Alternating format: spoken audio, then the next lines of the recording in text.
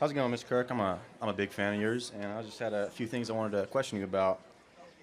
I'm pretty sure, based off the content that you've produced, that you're a evangelical Christian and you subscribe to dispensationalism. Is that correct? Not necessarily, no. I'm very sympathetic towards the dispensationalist view. So let me just pause you. This is going to go over a lot of people's head. Okay. So if it's okay, let's keep this short, if that's okay, because this is a very wonky theological topic. But yes. Well, that's not so. Probably to do with Israel, maybe? Is Yeah, that? Okay, Israel. got it. Yeah, okay. So How did I know? that's the only thing. Can I explain what dispensationalism is Yeah, to the go ahead, audience? go ahead. Okay, so dispensationalism is a view in evangelical world, of which I'm very sympathetic towards, that God has an unfolding plan for the end times.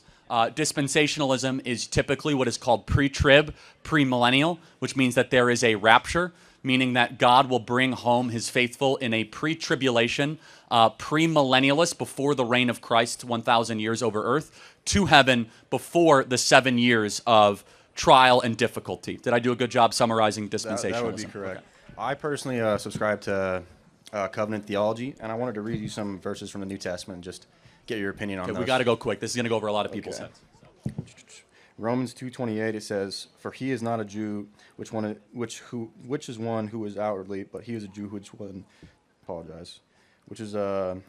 So this is Paul Yeah. writing in the book of Romans. Romans basically is the believer's constitution. You're right. circumcision of the heart. Basically, yes, exactly. So there is a debate. Here is the debate, and then I'll just let you ask one final question.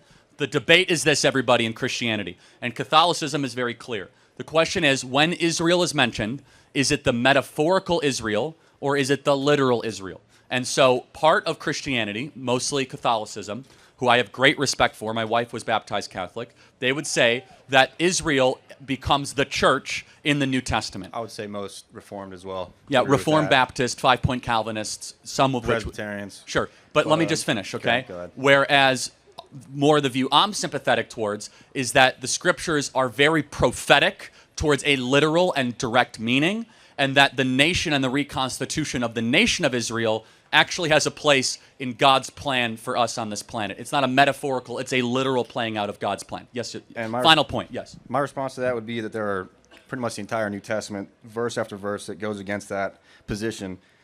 Matthew 3:9, for example, Romans 9:6, Matthew 21:43, Revelations 2:9, Revelations 3:9, Galatians 3:28, John 8:39, Ephesians. It's all over the place. Right, and there are equally as many verses that could be on the other side. That's why I'm not a theologian.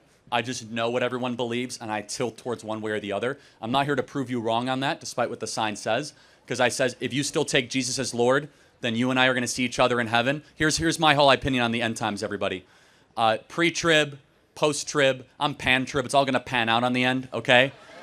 I'm not on the planning committee. I'm on the welcome committee of Christ's return, okay? Well, and I think in that way, it's not the most important thing to be discussing. Can Yes? I continue just a little bit? The reason I wanted to bring all those up is because it's mainly goes to your support of Israel. I feel like that if you take that theology away, that cuts that from the knee. And I also wanted to read some verses from the Talmud. You got to be, okay, so that's fine. I do want to wrap this up. However, can you tell me what the Talmud is? It's it's like the most important book in rabbinic Judaism. Yeah, so not totally true. So the Torah is the most important, followed by the Tanakh. Tanakh stands for Torah, Nivalim, right, and Kvetchim, which is the Torah, the writings, and the prophets. T-N-K, that's where you get Tanakh from. And then, after the Tanakh, comes the Talmud. Now, how many Talmuds are there? I'm not exactly There's sure. two. There's the Babylonian and the Jerusalem Talmud. Now, for every verse that you're about to read from the Talmud, and I'll give you a chance to do it, it's probably going to be about, Christ burning in a thing of excrement. There are debates with rabbis in the following verses of them disagreeing. The Talmud is basically a bunch of Jews fighting for 2,000 pages. So it is not necessarily considered to be canonical or authoritative. So I do want to make sure that is clear, but go ahead, tell it, and then we'll wrap it up. There's a lot of talk about what's happening in Israel right now. Hostages being released, terrorists resurfacing, Gaza plans, and so on. But there's one thing we tend to overlook: the people of Israel. The war has taken a huge physical and emotional toll on the Jewish people. And that's why I want you to know about the International Fellowship of Christians and Jews. And I want you to support the important work they do. IFCJ is on the ground throughout Israel, providing food and life-saving aid to the sick and elderly, even released hostages and their families. Join with me and visit ifcj.org/learn more. Okay, that one is Charlie's it's a business. So if you want to join, I think, yeah, there's a link over there. But I just love the conversation between the student and Charlie Kirk. I actually learned a lot of this because the technical, whatever he was saying, it looked like it was new to me. I don't know whether I'm the only one who was like, who find this new. Maybe I'm not used to reading Bible. I'm not used to reading this technical thing. But I think it's not just the debates we need to check out. We need to check the fact that it's really taught us so many things. Like, we learned a lot from it. In the end, if we know all these memory verses off head, and we don't have love for each other, we don't have peace within ourselves, it ends to square zero. Like, it ends to zero.